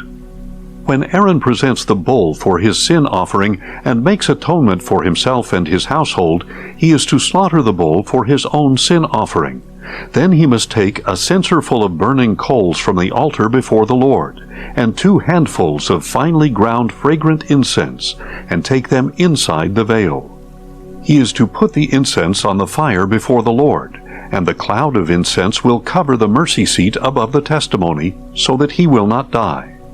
And he is to take some of the bull's blood and sprinkle it with his finger on the east side of the mercy seat. Then he shall sprinkle some of it with his finger 7 times before the mercy seat. Aaron shall then slaughter the goat for the sin offering for the people, and bring its blood behind the veil. And with its blood he must do as he did with the bull's blood. He is to sprinkle it against the mercy seat and in front of it. So he shall make atonement for the most holy place because of the impurities and rebellious acts of the Israelites in regard to all their sins. He is to do the same for the tent of meeting, which abides among them in the midst of their impurities. No one may be in the tent of meeting from the time Aaron goes in to make atonement in the most holy place until he leaves, after he has made atonement for himself, his household, and the whole assembly of Israel. Then he shall go out to the altar that is before the Lord, and make atonement for it. He is to take some of the bull's blood and some of the goat's blood, and put it on all the horns of the altar. He is to sprinkle some of the blood on it with his finger 7 times, to cleanse it and consecrate it from the uncleanness of the Israelites. When Aaron has finished purifying the most holy place, the tent of meeting, and the altar, he is to bring forward the live goat. Then he is to lay both hands on the head of the live goat, and confess over it all the iniquities and rebellious acts of the Israelites in regard to all their sins. He is to put them on the goat's head, and send it away into the wilderness by the hand of a man appointed for the task. The goat will carry on itself all their iniquities into a solitary place, and the man will release it into the wilderness. Then Aaron is to enter the tent of meeting, take off the linen garments he put on before entering the most holy place, and leave them there. He is to bathe himself with water in a holy place, and put on his own clothes. Then he must go out and sacrifice his burnt offering and the people's burnt offering, to make atonement for himself and for the people. He is also to burn the fat of the sin offering on the altar. The man who released the goat as the scapegoat must wash his clothes and bathe himself with water. Afterward he may re-enter the camp. The bull for the sin offering and the goat for the sin offering, whose blood was brought into the most holy place to make atonement, must be taken outside the camp, and their hides, flesh, and dung must be burned up. The one who burns them must wash his clothes and bathe himself with water, and afterward he may re-enter the camp. This is to be a permanent statute for you. On the 10th day of the 7th month you shall humble yourselves and not do any work, whether the native or the foreigner who resides among you, because on this day atonement will be made for you to cleanse you, and you will be clean from all your sins before the Lord. It is a Sabbath of complete rest for you, that you may humble yourselves. It is a permanent statute. The priest who is anointed and ordained to succeed his father as high priest shall make atonement. He will put on the sacred linen garments, and make atonement for the most holy place, the tent of meeting, and the altar, and for the priests and all the people of the assembly. This is to be a permanent statute for you, to make atonement once a year for the Israelites because of all their sins. And all this was done as the Lord had commanded Moses. Leviticus 17. Then the Lord said to Moses, "Speak to Aaron, his sons, and all the Israelites, and tell them, this is what the Lord has commanded. Anyone from the house of Israel who slaughters an ox, a lamb, or a goat in the camp or outside of it, instead of bringing it to the entrance to the tent of meeting to present it as an offering to the Lord before his tabernacle, that man shall incur blood guilt. He has shed blood and must be cut off from among his people. For this reason, the Israelites will bring to the Lord the sacrifices they have been offering in the open fields. They are to bring them to the priest at the entrance to the tent of meeting, and offer them as sacrifices of peace offerings to the Lord. The priest will then splatter the blood on the altar of the Lord at the entrance to the tent of meeting, and burn the fat as a pleasing aroma to the Lord. They must no longer offer their sacrifices to the goat demons to which they have prostituted themselves. This will be a permanent statute for them for the generations to come. Tell them that if anyone from the house of Israel or any foreigner living among them offers a burnt offering or a sacrifice, but does not bring it to the entrance to the tent of meeting to sacrifice it to the Lord, that man must be cut off from his people. If anyone from the house of Israel or a foreigner living among them eats any blood, I will set my face against that person, and cut him off from among his people. For the life of the flesh is in the blood, and I have given it to you to make atonement for your souls upon the altar, for it is the blood that makes atonement for the soul. Therefore I say to the Israelites, none of you may eat blood, nor may any foreigner living among you eat blood. And if any Israelite or foreigner living among them hunts down a wild animal or bird that may be eaten, he must drain its blood and cover it with dirt. For the life of all flesh is its blood. Therefore I have told the Israelites, you must not eat the blood of any living thing, because the life of all flesh is its blood. Whoever eats it must be cut off. And any person whether native or foreigner, who eats anything found dead or mauled by wild beasts, must wash his clothes and bathe with water, and he will be unclean until evening. Then he will be clean. But if he does not wash his clothes and bathe himself, then he shall bear his iniquity. Leviticus 18. Then the Lord said to Moses, "Speak to the Israelites, and tell them, I am the Lord your God. You must not follow the practices of the land of Egypt, where you used to live, and you must not follow the practices of the land of Canaan, into which I am bringing you. You must not walk in their customs. You are to practice my judgments and keep my statutes by walking in them. I am the Lord your God. Keep my statutes and my judgments, for the man who does these things will live by them. I am the Lord. None of you are to approach any close relative to have sexual relations. I am the Lord. You must not expose the nakedness of your father by having sexual relations with your mother. She is your mother. You must not have sexual relations with her. You must not have sexual relations with your father's wife. It would dishonor your father. You must not have sexual relations with your sister, either your father's daughter or your mother's daughter, whether she was born in the same home or elsewhere. You must not have sexual relations with your son's daughter or your daughter's daughter, for that would shame your family. You must not have sexual relations with the daughter of your father's wife, born to your father. She is your sister. You must not have sexual relations with your father's sister. She is your father's close relative. You must not have sexual relations with your mother's sister, for she is your mother's close relative. You must not dishonor your father's brother by approaching his wife to have sexual relations with her. She is your aunt. You must not have sexual relations with your daughter-in-law. She is your son's wife. You are not to have sexual relations with her. You must not have sexual relations with your brother's wife.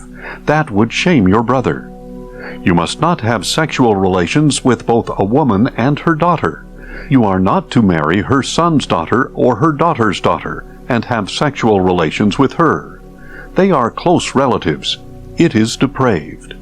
You must not take your wife's sister as a rival wife and have sexual relations with her while your wife is still alive. You must not approach a woman to have sexual relations with her during her menstrual period. You must not lie carnally with your neighbor's wife and thus defile yourself with her. You must not give any of your children to be sacrificed to Molech, for you must not profane the name of your God. I am the Lord. You must not lie with a man as with a woman. That is an abomination. You must not lie carnally with any animal, thus defiling yourself with it. A woman must not stand before an animal to mate with it. That is a perversion.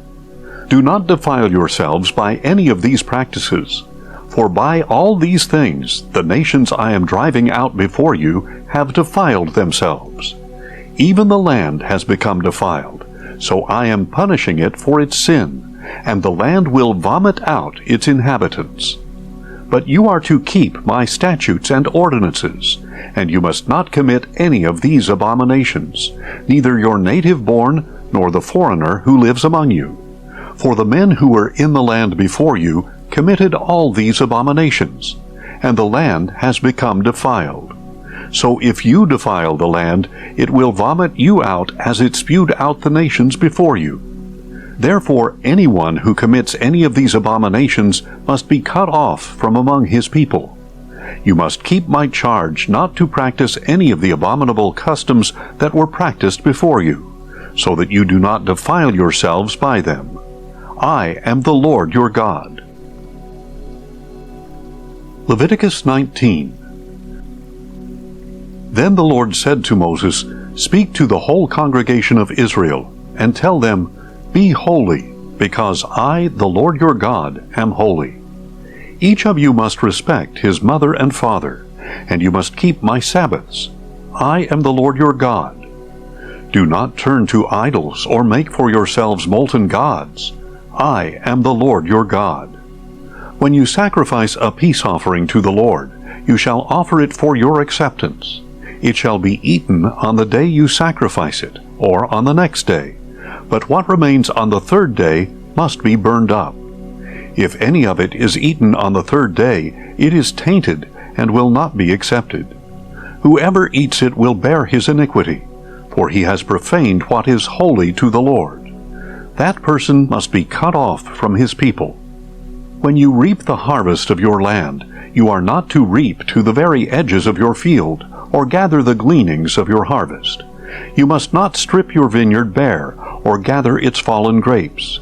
Leave them for the poor and the foreigner. I am the Lord your God. You must not steal. You must not lie or deceive one another. You must not swear falsely by my name, and so profane the name of your God. I am the Lord. You must not defraud your neighbor or rob him. You must not withhold until morning the wages due a hired hand. You must not curse the deaf or place a stumbling block before the blind, but you shall fear your God. I am the Lord. You must not pervert justice. You must not show partiality to the poor or favoritism to the rich. You are to judge your neighbor fairly. You must not go about spreading slander among your people. You must not endanger the life of your neighbor. I am the Lord. You must not harbor hatred against your brother in your heart. Directly rebuke your neighbor, so that you will not incur guilt on account of him. Do not seek revenge or bear a grudge against any of your people, but love your neighbor as yourself. I am the Lord. You are to keep my statutes. You shall not crossbreed two different kinds of livestock. You shall not sow your fields with two kinds of seed, and you shall not wear clothing made of two kinds of material. If a man lies carnally with a slave girl promised to another man, but who has not been redeemed or given her freedom, there must be due punishment. But they are not to be put to death, because she has not been freed. The man, however, must bring a ram to the entrance to the tent of meeting as his guilt offering to the Lord.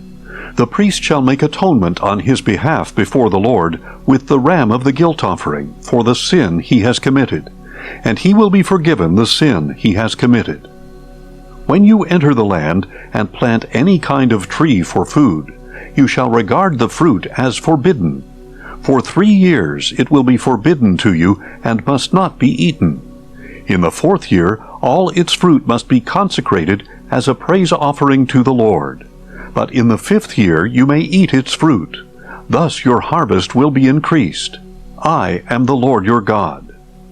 You must not eat anything with blood still in it. You must not practice divination or sorcery. You must not cut off the hair at the sides of your head or clip off the edges of your beard. You must not make any cuts in your bodies for the dead or put tattoo marks on yourselves. I am the Lord. You must not defile your daughter by making her a prostitute, or the land will be prostituted and filled with depravity. You must keep my Sabbaths and have reverence for my sanctuary. I am the Lord.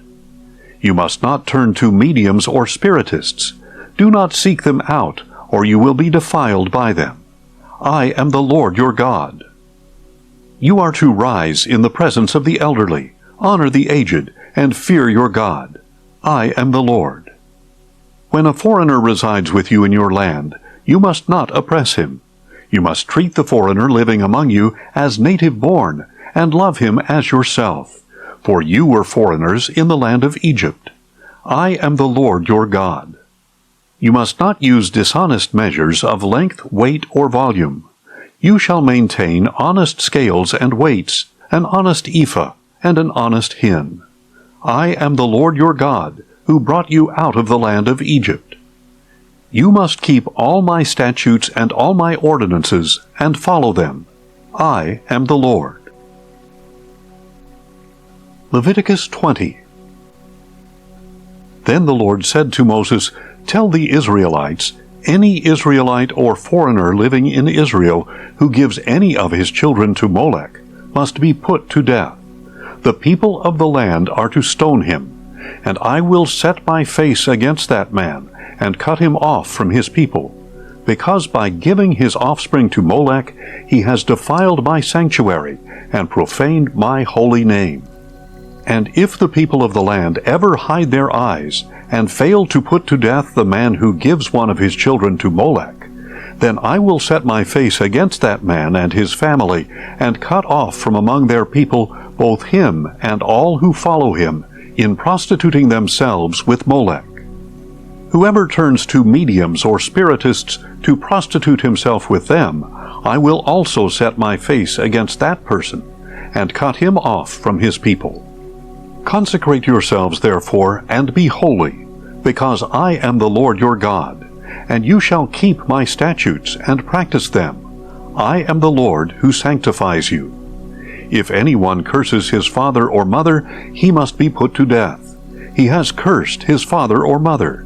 His blood shall be upon him. If a man commits adultery with another man's wife, with the wife of his neighbor, both the adulterer and the adulteress must surely be put to death.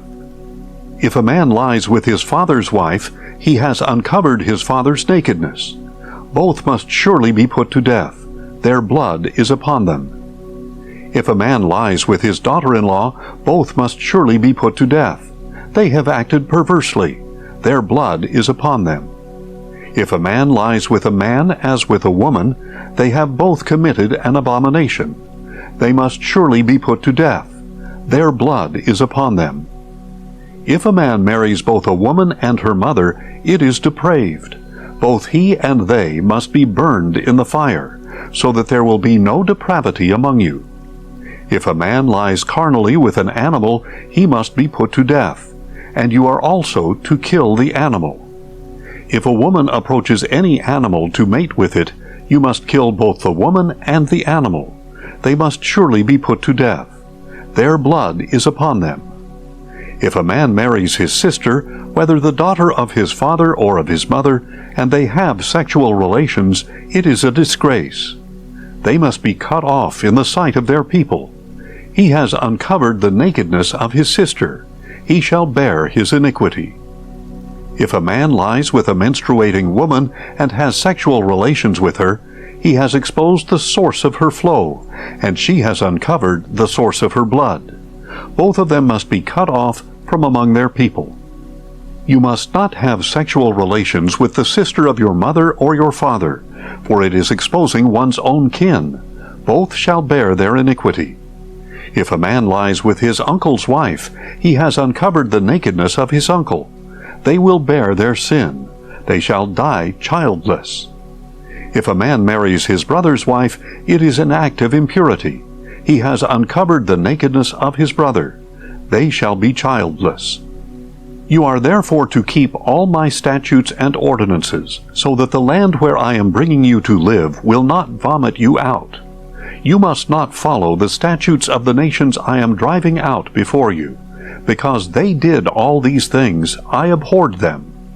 But I have told you that you will inherit their land, since I will give it to you as an inheritance, a land flowing with milk and honey.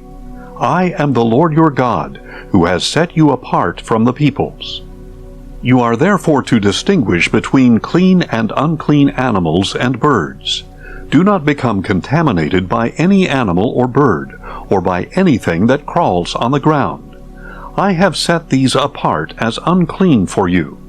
You are to be holy to me, because I, the Lord, am holy, and I have set you apart from the nations to be my own. A man or a woman who is a medium or spiritist must surely be put to death. They shall be stoned. Their blood is upon them. Leviticus 21. Then the Lord said to Moses, Speak to Aaron's sons, the priests, and tell them that a priest is not to defile himself for a dead person among his people, except for his immediate family, his mother, father, son, daughter, or brother, or his unmarried sister who is near to him, since she has no husband. He is not to defile himself for those related to him by marriage, and so profane himself. Priests must not make bald spots on their heads, shave off the edges of their beards, or make cuts in their bodies.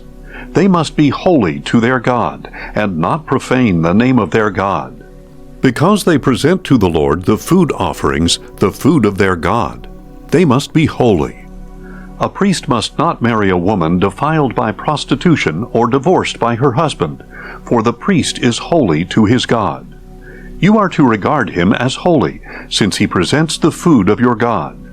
He shall be holy to you, because I, the Lord, am holy, I who set you apart. If a priest's daughter defiles herself by prostituting herself, she profanes her father. She must be burned in the fire. The priest who is highest among his brothers, who has had the anointing oil poured on his head, and has been ordained to wear the priestly garments, must not let his hair hang loose, or tear his garments. He must not go near any dead body. He must not defile himself, even for his father or mother. He must not leave or desecrate the sanctuary of his God, for the consecration of the anointing oil of his God is on him. I am the Lord. The woman he marries must be a virgin. He is not to marry a widow, a divorced woman, or one defiled by prostitution. He is to marry a virgin from his own people, so that he does not defile his offspring among his people. For I am the Lord who sanctifies him. Then the Lord said to Moses, Say to Aaron, For the generations to come, none of your descendants who has a physical defect may approach to offer the food of his God. No man who has any defect may approach. No man who is blind, lame, disfigured, or deformed. No man who has a broken foot or hand, or who is a hunchback or dwarf, or who has an eye defect, a festering rash, scabs, or a crushed testicle. No descendant of Aaron the priest who has a defect shall approach to present the food offerings to the Lord. Since he has a defect, he is not to come near to offer the food of his God. He may eat the most holy food of his God as well as the holy food, but because he has a defect, he must not go near the veil or approach the altar, so as not to desecrate my sanctuaries. For I am the Lord who sanctifies them. Moses told this to Aaron and his sons, and to all the Israelites. Leviticus 22. Then the Lord said to Moses, Tell Aaron and his sons to treat with respect the sacred offerings that the Israelites have consecrated to me, so that they do not profane my holy name. I am the Lord. Tell them that for the generations to come, if any of their descendants in a state of uncleanness approaches the sacred offerings that the Israelites consecrate to the Lord, that person must be cut off from my presence. I am the Lord. If a descendant of Aaron has a skin disease or a discharge, he may not eat the sacred offerings until he is clean. Whoever touches anything defiled by a corpse, or by a man who has an emission of semen, or whoever touches a crawling creature, or a person that makes him unclean, whatever the uncleanness may be, the man who touches any of these will remain unclean until evening. He must not eat from the sacred offerings unless he has bathed himself with water. When the sun has set, he will become clean, and then he may eat from the sacred offerings, for they are his food. He must not eat anything found dead or torn by wild animals, which would make him unclean. I am the Lord. The priests must keep my charge, lest they bear the guilt and die because they profane it. I am the Lord who sanctifies them. No one outside a priest's family may eat the sacred offering, nor may the guest of a priest or his hired hand eat it. But if a priest buys a slave with his own money, or if a slave is born in his household, that slave may eat his food. If the priest's daughter is married to a man other than a priest, she is not to eat of the sacred contributions. But if a priest's daughter with no children becomes widowed or divorced, and returns to her father's house, she may share her father's food as in her youth, but no outsider may share it. If anyone eats a sacred offering in error, he must add a fifth to its value and give the sacred offering to the priest. The priests must not profane the sacred offerings that the Israelites present to the Lord, by allowing the people to eat the sacred offerings, and thus to bear the punishment for guilt. For I am the Lord who sanctifies them. Then the Lord said to Moses, "Speak to Aaron and his sons and all the Israelites, and tell them, any man of the house of Israel or any foreign resident who presents a gift for a burnt offering to the Lord, whether to fulfill a vow or as a free will offering, must offer an unblemished male from the cattle, sheep, or goats, in order for it to be accepted on your behalf. You must not present anything with a defect, because it will not be accepted on your behalf. When a man presents a peace offering to the Lord from the herd or flock to fulfill a vow or as a free will offering, it must be without blemish or defect to be acceptable. You are not to present to the Lord any animal that is blind, injured, or maimed, or anything with a running sore, a festering rash, or a scab. You must not put any of these on the altar as a food offering to the Lord. You may present as a free will offering an ox or sheep that has a deformed or stunted limb, but it is not acceptable in fulfillment of a vow. You are not to present to the Lord an animal whose testicles are bruised, crushed, torn, or cut. You are not to sacrifice them in your land. Neither you nor a foreigner shall present food to your God from any such animal. They will not be accepted on your behalf, because they are deformed and flawed.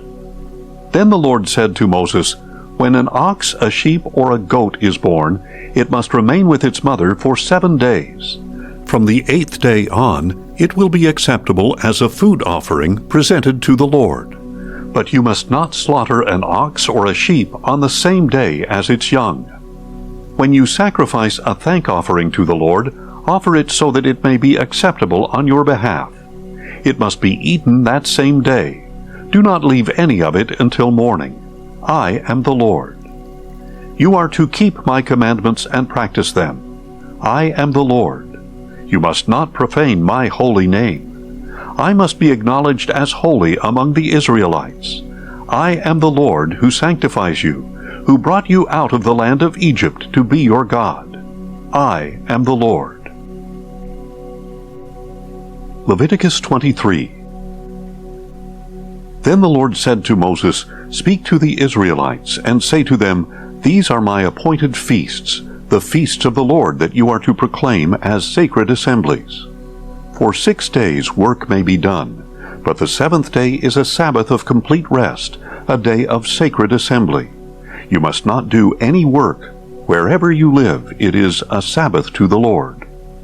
These are the Lord's appointed feasts, the sacred assemblies you are to proclaim at their appointed times. The Passover to the Lord begins at twilight on the 14th day of the first month. On the 15th day of the same month begins the Feast of Unleavened Bread to the Lord. For 7 days you must eat unleavened bread. On the first day you are to hold a sacred assembly. You are not to do any regular work. For 7 days you are to present a food offering to the Lord. On the 7th day there shall be a sacred assembly. You must not do any regular work. And the Lord said to Moses, "Speak to the Israelites and say, When you enter the land that I am giving you, and you reap its harvest, you are to bring to the priest a sheaf of the first fruits of your harvest. And he shall wave the sheaf before the Lord, so that it may be accepted on your behalf. The priest is to wave it on the day after the Sabbath. On the day you wave the sheaf, you shall offer a year-old lamb without blemish as a burnt offering to the Lord, along with its grain offering of 2/10 of an ephah of fine flour mixed with oil, a food offering to the Lord, a pleasing aroma, and its drink offering of a 1/4 hin of wine. You must not eat any bread or roasted or new grain until the very day you have brought this offering to your God. This is to be a permanent statute for the generations to come, wherever you live. From the day after the Sabbath, the day you brought the sheaf of the wave offering, you are to count off 7 full weeks. You shall count off 50 days until the day after the 7th Sabbath, and then present an offering of new grain to the Lord. Bring 2 loaves of bread from your dwellings as a wave offering, each made from 2/10 of an ephah of fine flour, baked with leaven, as the first fruits to the Lord. Along with the bread you are to present 7 unblemished male lambs a year old, 1 young bull, and 2 rams. They will be a burnt offering to the Lord, together with their grain offerings and drink offerings, a food offering, a pleasing aroma to the Lord. You shall also prepare 1 male goat as a sin offering, and 2 male lambs a year old as a peace offering. The priest is to wave the lambs as a wave offering before the Lord, together with the bread of the first fruits. The bread and the 2 lambs shall be holy to the Lord for the priest. On that same day you are to proclaim a sacred assembly, and you must not do any regular work. This is to be a permanent statute wherever you live for the generations to come. When you reap the harvest of your land, do not reap all the way to the edges of your field, or gather the gleanings of your harvest. Leave them for the poor and the foreign resident. I am the Lord your God. The Lord also said to Moses, Speak to the Israelites and say, On the first day of the 7th month you are to have a day of rest, a sacred assembly announced by trumpet blasts. You must not do any regular work, but you are to present a food offering to the Lord.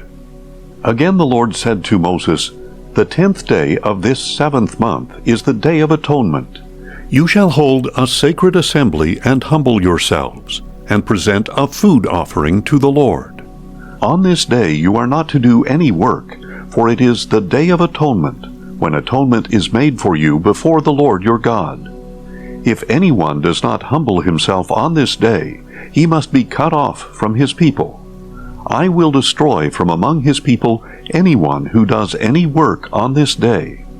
You are not to do any work at all.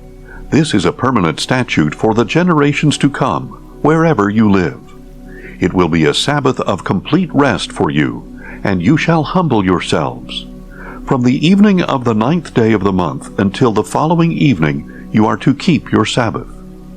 And the Lord said to Moses, Speak to the Israelites and say, On the 15th day of the 7th month the Feast of Tabernacles to the Lord begins, and it continues for 7 days. On the first day there shall be a sacred assembly. You must not do any regular work. For 7 days you are to present a food offering to the Lord. On the 8th day you are to hold a sacred assembly and present a food offering to the Lord. It is a solemn assembly. You must not do any regular work. These are the Lord's appointed feasts, which you are to proclaim as sacred assemblies for presenting food offerings to the Lord. Burnt offerings and grain offerings, sacrifices and drink offerings, each on its designated day. These offerings are in addition to the offerings for the Lord's Sabbaths, and in addition to your gifts, to all your vow offerings, and to all the free will offerings you give to the Lord. On the 15th day of the 7th month, after you have gathered the produce of the land, you are to celebrate a feast to the Lord for 7 days. There shall be complete rest on the first day, and also on the 8th day.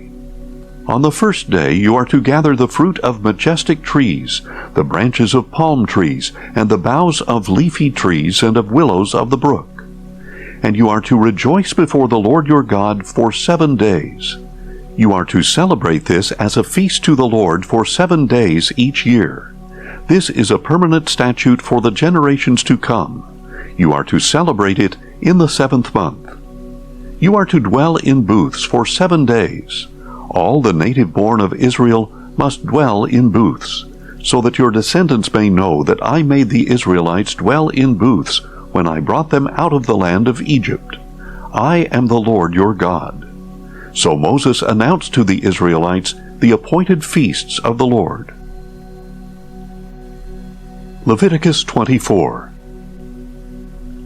Then the Lord said to Moses, Command the Israelites to bring you pure oil of pressed olives for the light, to keep the lamps burning continually. Outside the veil of the testimony in the tent of meeting, Aaron is to tend the lamps continually before the Lord, from evening until morning. This is to be a permanent statute for the generations to come. He shall tend the lamps on the pure gold lampstand before the Lord continually. You are also to take fine flour and bake 12 loaves, using 2/10 of an ephah for each loaf, and set them in 2 rows, 6 per row, on the table of pure gold before the Lord. And you are to place pure frankincense near each row, so that it may serve as a memorial portion for the bread, a food offering to the Lord. Every Sabbath day the bread is to be set out before the Lord on behalf of the Israelites as a permanent covenant. It belongs to Aaron and his sons, who are to eat it in a holy place, for it is to him a most holy part of the food offerings to the Lord, his portion forever.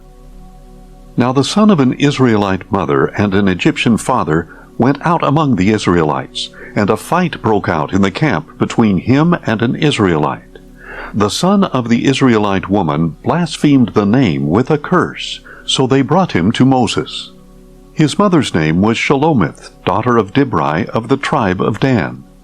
They placed him in custody until the will of the Lord should be made clear to them. Then the Lord said to Moses, "Take the blasphemer outside the camp, and have all who heard him lay their hands on his head. Then have the whole assembly stone him. And you are to tell the Israelites, if anyone curses his God, he shall bear the consequences of his sin. Whoever blasphemes the name of the Lord must surely be put to death. The whole assembly must surely stone him, whether he is a foreign resident or native. If he blasphemes the name, he must be put to death. And if a man takes the life of anyone else, he must surely be put to death.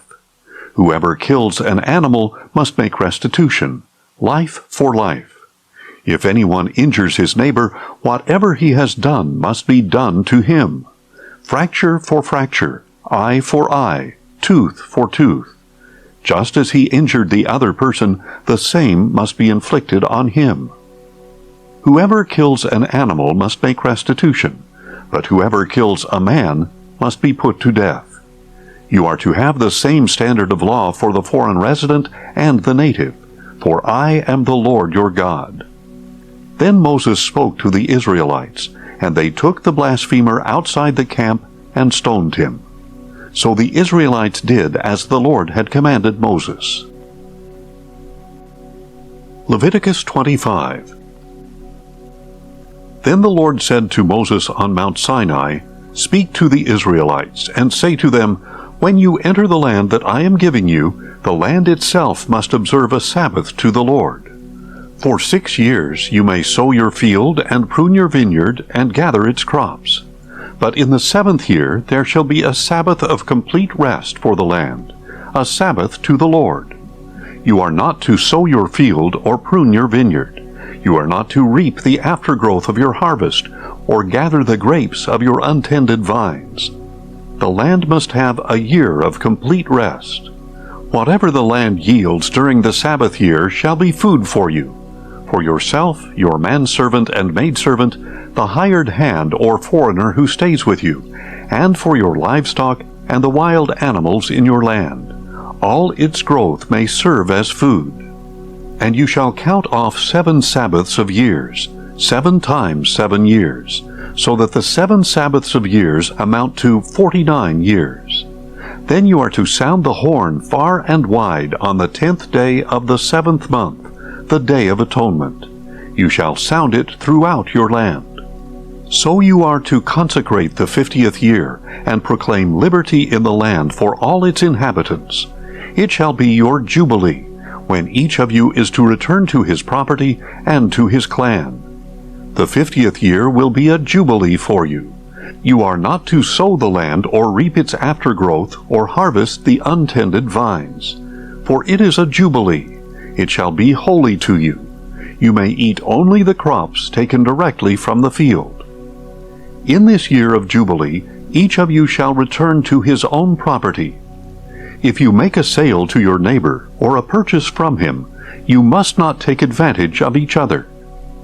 You are to buy from your neighbor according to the number of years since the last jubilee.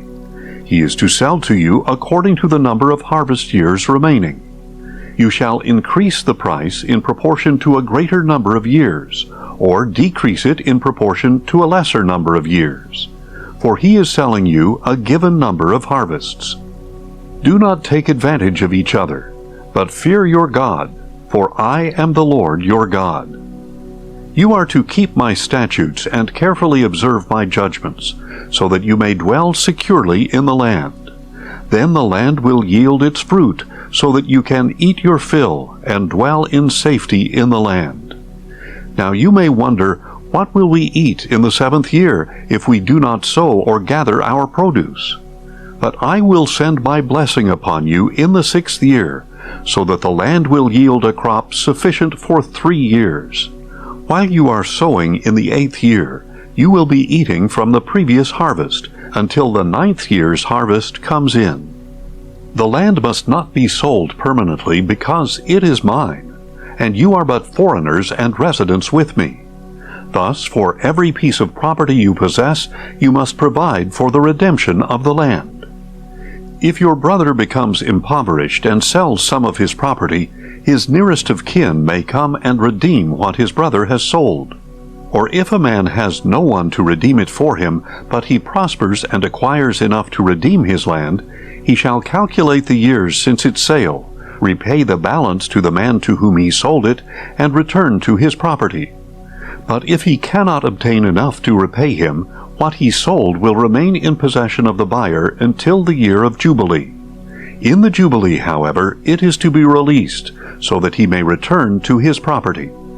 If a man sells a house in a walled city, he retains his right of redemption until a full year after its sale.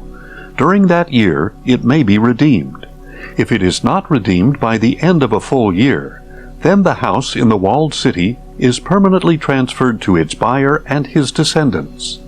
It is not to be released in the Jubilee. But houses in villages with no walls around them are to be considered as open fields.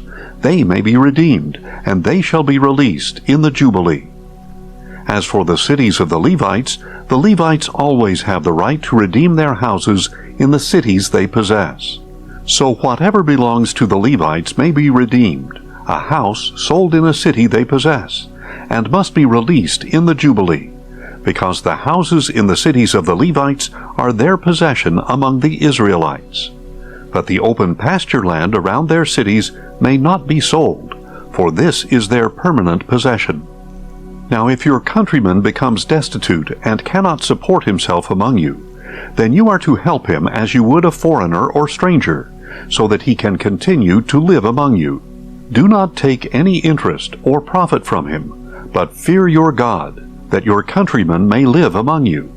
You must not lend him your silver at interest, or sell him your food for profit. I am the Lord your God, who brought you out of the land of Egypt to give you the land of Canaan, and to be your God. If a countryman among you becomes destitute and sells himself to you, then you must not force him into slave labor. Let him stay with you as a hired worker or temporary resident. He is to work for you until the year of Jubilee. Then he and his children are to be released, and he may return to his clan and to the property of his fathers. Because the Israelites are my servants, whom I brought out of the land of Egypt, they are not to be sold as slaves. You are not to rule over them harshly, but you shall fear your God. Your menservants and maidservants shall come from the nations around you, from whom you may purchase them. You may also purchase them from the foreigners residing among you, or their clans living among you who are born in your land. These may become your property. You may leave them to your sons after you to inherit as property. You can make them slaves for life. But as for your brothers, the Israelites, no man may rule harshly over his brother. If a foreigner residing among you prospers, but your countryman dwelling near him becomes destitute and sells himself to the foreigner or to a member of his clan, he retains the right of redemption after he has sold himself. One of his brothers may redeem him. Either his uncle or cousin or any close relative from his clan may redeem him. Or if he prospers, he may redeem himself. He and his purchaser will then count the time from the year he sold himself up to the year of Jubilee. The price of his sale will be determined by the number of years based on the daily wages of a hired hand. If many years remain, he must pay for his redemption in proportion to his purchase price. If only a few years remain until the year of Jubilee, he is to calculate and pay his redemption according to his remaining years. He shall be treated like a man hired from year to year, but a foreign owner must not rule over him harshly in your sight. Even if he is not redeemed in any of these ways, he and his children shall be released in the year of Jubilee. For the Israelites are my servants. They are my servants, whom I brought out of the land of Egypt. I am the Lord your God. Leviticus 26. You must not make idols for yourselves, or set up a carved image or sacred pillar. You must not place a sculpted stone in your land to bow down to it, for I am the Lord your God. You must keep my Sabbaths and have reverence for my sanctuary. I am the Lord. If you follow my statutes and carefully keep my commandments, I will give you rains in their season, and the land will yield its produce, and the trees of the field will bear their fruit. Your threshing will continue until the grape harvest, and the grape harvest will continue until sowing time. You will have your fill of food to eat, and will dwell securely in your land. And I will give peace to the land, and you will lie down with nothing to fear. I will rid the land of dangerous animals, and no sword will pass through your land. You will pursue your enemies, and they will fall by the sword before you.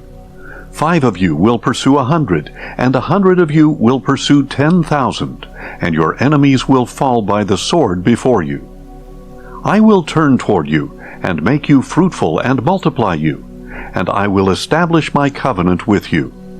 You will still be eating the old supply of grain when you need to clear it out to make room for the new. And I will make my dwelling place among you, and my soul will not despise you. I will walk among you and be your God, and you will be my people. I am the Lord your God, who brought you out of the land of Egypt so that you would no longer be slaves to the Egyptians. I broke the bars of your yoke and enabled you to walk in uprightness. If, however, you fail to obey me and to carry out all these commandments, and if you reject my statutes, despise my ordinances, and neglect to carry out all my commandments, and so break my covenant, then this is what I will do to you. I will bring upon you sudden terror, wasting disease, and fever that will destroy your sight and drain your life. You will sow your seed in vain, because your enemies will eat it. And I will set my face against you, so that you will be defeated by your enemies. Those who hate you will rule over you, and you will flee when no one pursues you. And if after all this you will not obey me, I will proceed to punish you sevenfold for your sins. I will break down your stubborn pride, and make your sky like iron and your land like bronze, and your strength will be spent in vain. For your land will not yield its produce, and the trees of the land will not bear their fruit. If you walk in hostility toward me and refuse to obey me, I will multiply your plagues 7 times according to your sins. I will send wild animals against you to rob you of your children, destroy your livestock, and reduce your numbers until your roads lie desolate.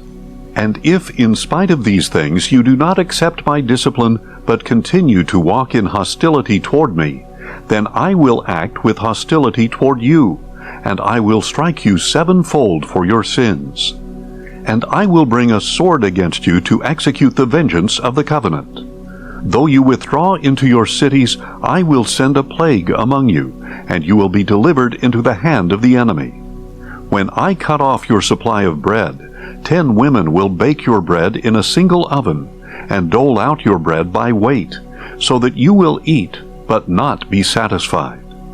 But if in spite of all this you do not obey me, but continue to walk in hostility toward me, then I will walk in fury against you, and I, even I, will punish you sevenfold for your sins. You will eat the flesh of your own sons and daughters. I will destroy your high places, cut down your incense altars, and heap your lifeless bodies on the lifeless remains of your idols, and my soul will despise you. I will reduce your cities to rubble, and lay waste your sanctuaries, and I will refuse to smell the pleasing aroma of your sacrifices. And I will lay waste the land, so that your enemies who dwell in it will be appalled. But I will scatter you among the nations, and will draw out a sword after you as your land becomes desolate, and your cities are laid waste. Then the land shall enjoy its Sabbaths all the days it lies desolate, while you are in the land of your enemies. At that time the land will rest and enjoy its Sabbaths. As long as it lies desolate, the land will have the rest it did not receive during the Sabbaths when you lived in it. As for those of you who survive, I will send a faintness into their hearts in the lands of their enemies, so that even the sound of a wind-blown leaf will put them to flight. And they will flee as one flees the sword, and fall when no one pursues them. They will stumble over one another as before the sword, though no one is behind them. So you will not be able to stand against your enemies. You will perish among the nations, and the land of your enemies will consume you. Those of you who survive in the lands of your enemies will waste away in their iniquity, and will decay in the sins of their fathers. But if they will confess their iniquity and that of their fathers, in the unfaithfulness that they practiced against me, by which they have also walked in hostility toward me, and I acted with hostility toward them, and brought them into the land of their enemies, and if their uncircumcised hearts will be humbled, and they will make amends for their iniquity, then I will remember my covenant with Jacob, and my covenant with Isaac, and my covenant with Abraham, and I will remember the land. For the land will be abandoned by them, and it will enjoy its Sabbaths by lying desolate without them. And they will pay the penalty for their iniquity, because they rejected my ordinances and abhorred my statutes. Yet in spite of this, when they are in the land of their enemies, I will not reject or despise them so as to destroy them and break my covenant with them. For I am the Lord their God. But for their sake I will remember the covenant with their fathers, whom I brought out of the land of Egypt in the sight of the nations, that I might be their God. I am the Lord. These are the statutes, ordinances, and laws that the Lord established between himself and the Israelites through Moses on Mount Sinai. Leviticus 27. Then the Lord said to Moses, "Speak to the Israelites, and say to them, when someone makes a special vow to the Lord involving the value of persons, if the valuation concerns a male from 20 to 60 years of age, then your valuation shall be 50 shekels of silver, according to the sanctuary shekel. Or if it is a female, then your valuation shall be 30 shekels. And if the person is from 5 to 20 years of age, then your valuation for the male shall be 20 shekels, and for the female 10 shekels.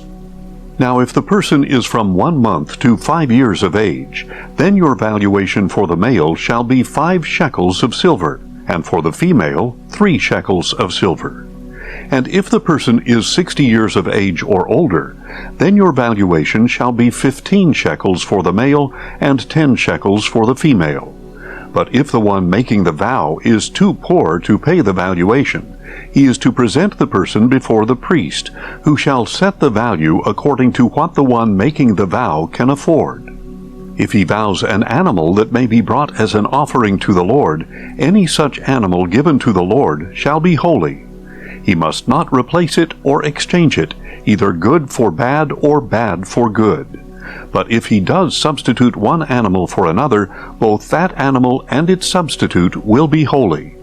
But if the vow involves any of the unclean animals that may not be brought as an offering to the Lord, the animal must be presented before the priest.